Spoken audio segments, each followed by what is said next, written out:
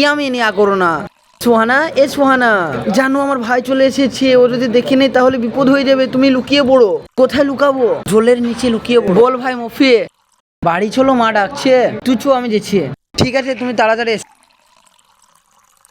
এবার তো বেঁচে গেলাম। হ্যাঁ বেঁচে গেলাম, বললাম না চাচা এসেছি, তোমাকে আরেকবার লুকাতে হবে।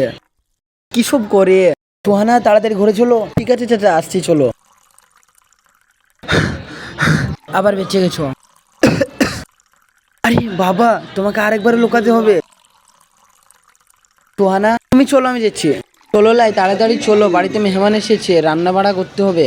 ঠিক আছে তুমি চলো, আমি আস। ভিডিওটা দেখার আগে আমার কাছে কোনটা সবচেয়ে বেশি দামি, এক বস্তা টাকা না তোমার নিজের মা বাপকে? তুমি যদি তোমার মা বাপকে ভালোবাসো অবশ্যই একটা লাইক করে যাবে। প্লিজ চ্যানেলটাকে সাবস্ক্রাইব করে দাও, না হলে ভেবে নেবো যে তুমি তোমার মা বাবাকে ভালোবাসো না।